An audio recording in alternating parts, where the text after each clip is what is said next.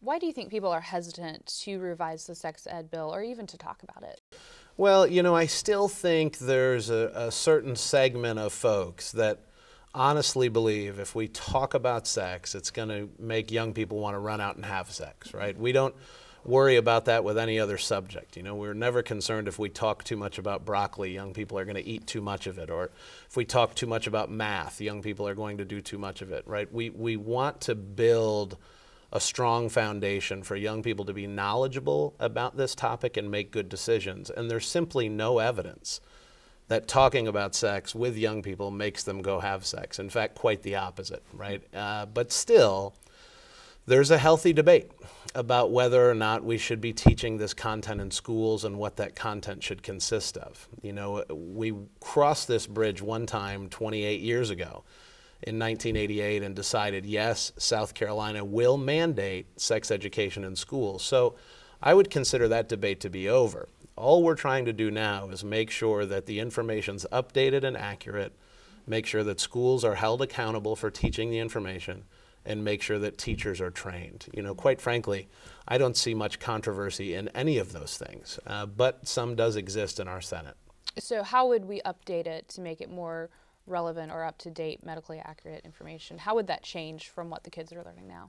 I think one of the main things to consider is just that times have changed, right? Young people are getting information quicker, faster, in the palm of their hand on their cell phone or iPad or other device, making sure that we're understanding the dangers and nuances of social media, including some of those topics, make sure that we're understanding contraceptive methods have improved and changed, and making sure that we're providing young people with a range of options, including abstinence as a choice that they can make, but also letting them know they do have other options to protect themselves if they do have sex, right? Again, just as a general rule, a lot has changed in 28 years. And it's not just updating the material, it's also making sure we're updating our training for teachers so that they're prepared to deliver this information as well.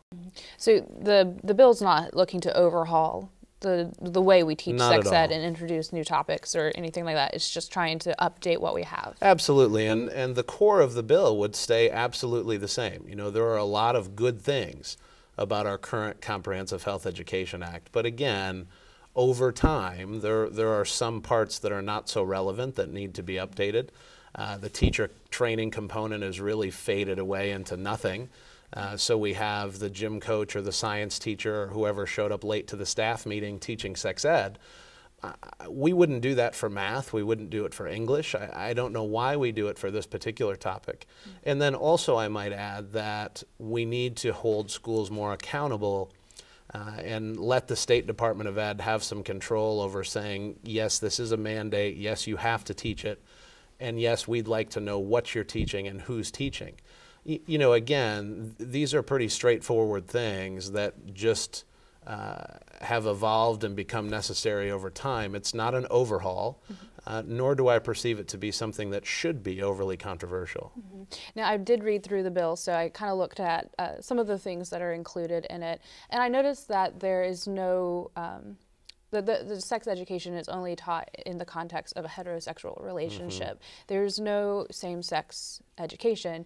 Now, with the changing times, do you think that should be included and maybe more relevant?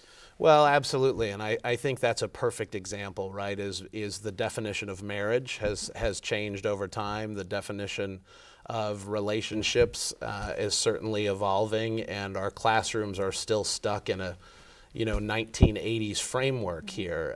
It's also true that most of the bill, the real onus and emphasis back in the late 80s was around HIV prevention, right? And to expand that definition to make sure we're talking about family planning and a range of contraceptive options, a range of different relationship options, all of those things would represent things that are different in 2016 that didn't maybe exist, if you will, in 1988. And again, all reasons we should be thinking about updating this bill. So would that change? Would they change the context in which they teach it?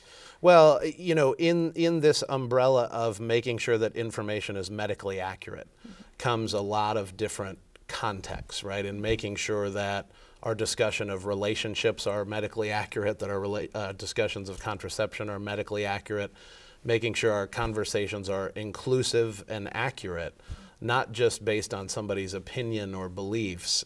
And again, that also relates directly back to teacher training and making sure that people have accurate information they can subsequently deliver to the students in their classroom. So by definition of what's medically accurate, who would get to decide that? Would it be the state, or would it be the individual groups that come together at the school to figure out the curriculum to teach? Well, it's an important question because this has really been the crux of some of the debate, right, is who ultimately determines what's medically accurate. And what I continue to say is there are lots of medical agencies across the country that are very well respected, you know, doctors and physicians in the American Medical Association and the American Public Health Association and the Centers for Disease Control, who do this, right, for a living and determine what is medically accurate, what is up-to-date information, and we should be relying on those experts. You know, I don't think it requires us putting together a South Carolina-specific panel to make our own decisions about what's medically accurate. Now we're back in the opinion business. And we don't want sex ed to be in the opinion business. We want sex ed to be in the delivery of factual information business. And that's a really important distinction here.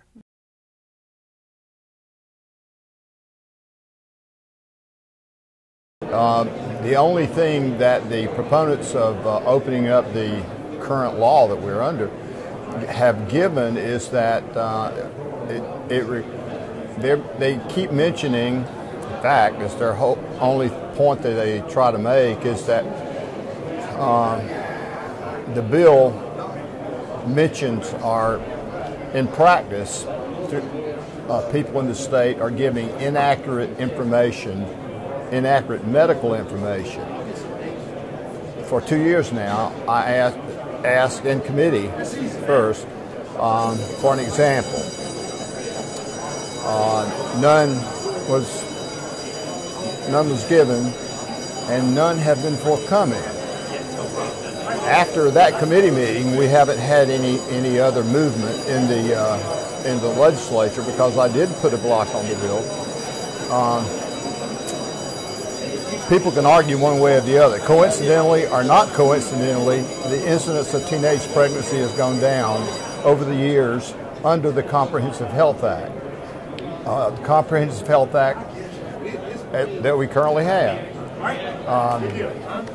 emphasizes the role of marriage and a stable family, a stable country. In fact, many people will talk about the family being actually the nucleus in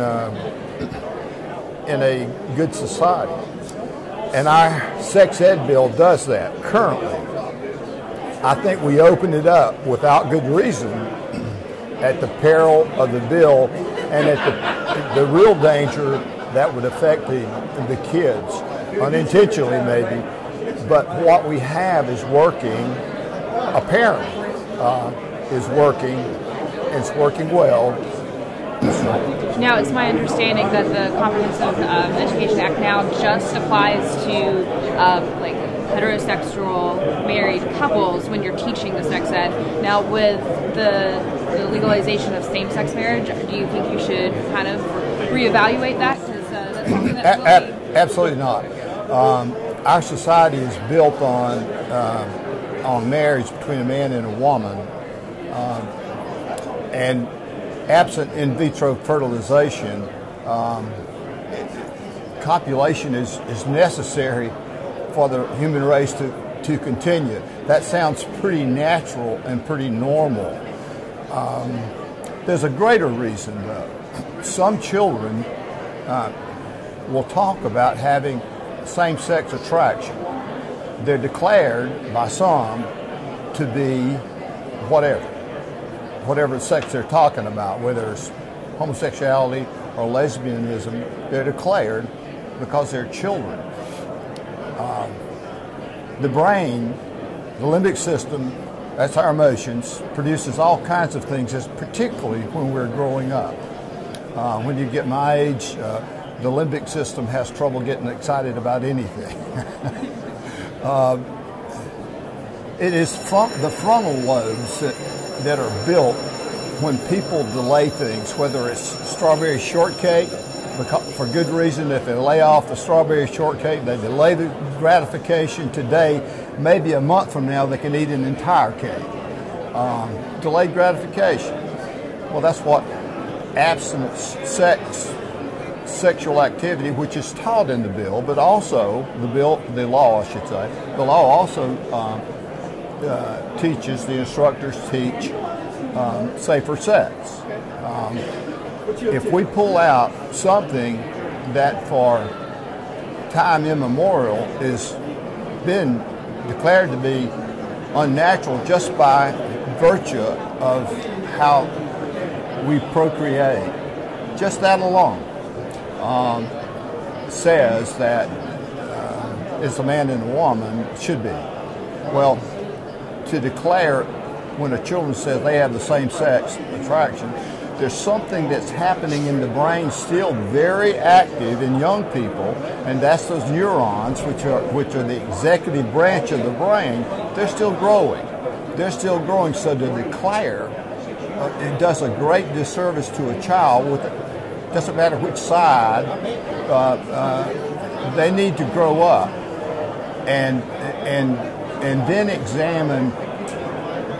Once they get past puberty, past adolescence, which, by the way, turns out to be in the mid-20s. Having been studied for 70 years now, that data is coming forward.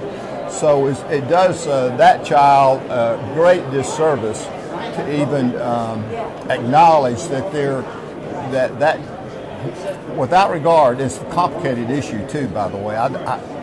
I have some clues, but I'm not an educator. So you don't think anything needs to be changed since the 1980s when this came out? I don't think I have not heard. Must say that because I don't know from A to Z about anything needs to be changed. But the rationale for opening up the law to amendments, which would give service to inaccurate accusation that medically inaccurate information is being given,